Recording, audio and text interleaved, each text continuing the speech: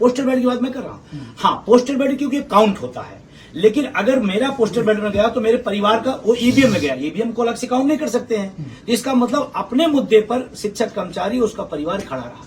अब हारने और जीतने के तमाम सारे कारण हो सकते हैं, जो हारे हैं जो जीते वो समीक्षा करें। हमारा मुद्दा जीता है, मैं पहले दिन से और आज भी कह रहा हूँ, हमारा मुद्दा वहां भी जीता था जहां की आप बात कर रहे हैं। अगली योजना क्या है आपकी? अगली योजना हमारी है 26 तारीख पहला हमारा प्रोग्राम है पूरे देश के अंदर हर जिला मुख्यालय पे। दूसरा 15 दिसंबर को जो हमारी राष्ट्रीय अधिवेशन होने जा रहा है वो अपने आप में बहुत ऐतिहासिक होगा, क्योंकि पहली बार हमने अधिवेशन के रूप में कॉल किया है। और अभी एक जानकारी बताते हुए दुख भी हो रहा है कि आज हमारा 6 बजे से बहुत शांतिपूर्ण प्रोटेस्ट था, कैंडल मार्च राजघाट पर, जो शांति के दूत रहे पूरी दुनिया के अंदर महात्मा गांधी थे, उस पर हम लोग शांतिपूर्ण कैंडल मार्च उसके खिलाफ करने जाते हैं। ये वर्तमान सरकार पहले इंडिया गेट पर उन्होंने हमारा परमिशन निरस्त किया, उसके बाद फिर उन्होंने भेज दिया राजघाट। राजघाट में हमारी टीम मंजीत राणा जी और उनकी टीम नेतृत्व करते हुए उस चीज को लिया, फॉर्मेलिटी में 3 दिन लगाया और लास्ट दिन उन्होंने कह दिया कि नहीं आप नहीं कर सकते। आप कल्पना करिए, इस हम लोकतांत्रिक देश में रहते हैं, हम शांतिपूर्ण प्रोटेस्ट नहीं कर सकते हैं। हम कोई बाहरी लोग तो है नहीं, हम लोग इसी देश के नागरिक हैं। क्यों ऐसा किया गया? और मैं इसका विरोध करता हूं। इन लोकतांत्रिक मूल्यों का और जो मौलिक अधिकार है उसका हनन है। और आपके माध्यम से कहना चाहता हूं दिल्ली सरकार को, दिल्ली के प्रशासन को, यहाँ के जो तमाम अधिकारी हैं, बार बार एनएमओपीएस का नाम आते मान निरस्त कर देते हैं। कहते हैं अरे आपके पास भीड़ बहुत है, आपके पास संख्या बहुत है। हमने कहा वो प्रोग्राम कोई ऑल इंडिया का नहीं था, वो प्रोग्राम एनएमओपीएस दिल्ली का था, कैंडल मार्च का।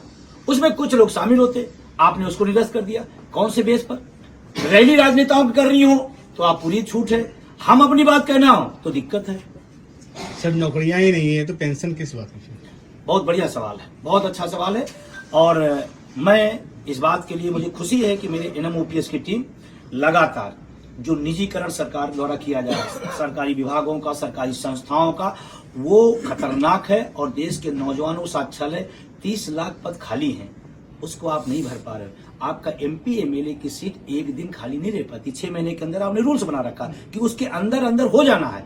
तो 6 महीने कोई वैकेंसी खाली रहे उसके ऊपर आप क्यों नहीं जाने देते? हम उसकी भी मांग करते हैं कि नौकरियां भरी जाए और निजीकरण जो है वो बंद किया जाए, क्योंकि निजीकरण ही एनपीएस एक उसी का रूप है। तो मैं इसके खिलाफ में हूं। और अभी तो आपने यूपीएस की बात की थी, उसको मोटा मोटा मैं बता दूं, 10% पैसा एक कर्मचारी का काट लिया जा रहा है पूरी जिंदगी। अगर एक छोटा भी कर्मचारी है, 10% पैसा पूरी जिंदगी, कम से कम 30 लाख 40 लाख होगा, चपरासी जो होगा। 30 लाख रुपए लग करके आप 6 लाख देने की बात कर रहे हो, पहला नुकसान। दूसरा, 20 साल में फुल पेंशन मिलती थी, आपने उसको बढ़ाकर 25 साल कर दी। इसमें 2 का बहुत तगड़ा नुकसान होगा। 2 का क्या होगा? जो सेना में लोग जाते हैं जनरली 15 साल 16 साल 18 साल करके बीआरएस लेके फंड लेके पेंशन लेके चले जाते हैं, अपने परिवार से, माँ बाप से, बच्चों से दूर रहते हैं। तो सोचो परिवार में एक तो उनका, इसका मतलब अर्धसैनिक बल इस फुल पेंशन को कभी पाएगा नहीं। बहुत सारे लोग सर्विस लेट पाते हैं या छूट के बाद पाते हैं, वो सारे लोग इस पेंशन व्यवस्था से बाहर हो गए। एक तीसरा, आपने कहा कि हम देंगे लास्ट वेतन के अनुपात का 50%, यानी कि क्या उन्होंने कंडीशन लगा दिया, हमारे 12 महीने का अनुपात निकालेंगे, फिर उसका बेसिक का, डीए का, लास्ट का क्या आएगा। तो मैं महोदय से कहना चाहता हूं, ये यूपीएस, और मैं कॉमन बात बताऊं, गांव में जो चर्चा है, ऊट पटांग पेंशन योजना इसका नाम दे दिया गया। यूपीएस मतलब ऊट पटांग पेंशन योजना है, तो इसके मैं विरोध में हूं।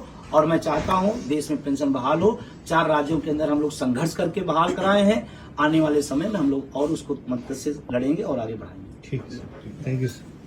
तो दोस्तों, जैसा कि वीडियो में आपने देखा कि विजय कुमार बंधु जी ने आगे की योजनाओं के बारे में बताया है कि 26 सितंबर को एक आक्रोश मार्च किया जाएगा हर डिस्ट्रिक्ट में, और उसके बाद 15 दिसंबर के नियर अबाउट एक महाअधिवेशन किया जाएगा, जिसमें बड़े बड़े जो संगठन के लोग हैं, बड़े बड़े नेता लोग हैं, वो इस अधिवेशन में भाग लेंगे और आगे मतलब अगले साल में किस प्रकार से कार्य करना है पुराने पेंशन बहाली के लिए, ये उस पर निर्णय होगा।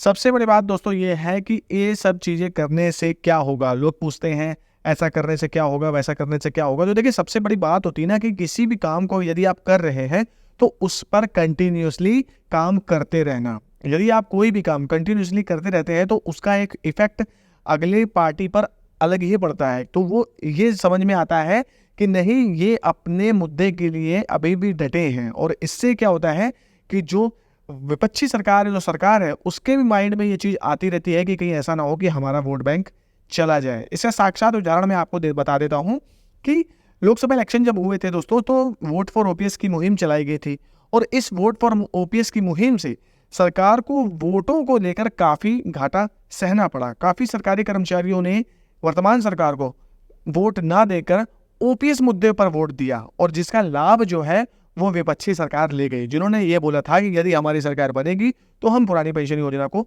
लागू कर देंगे। और सिंपल सा फंडा उन्होंने फिर से लेकर आए हैं हरियाणा में, महाराष्ट्र में।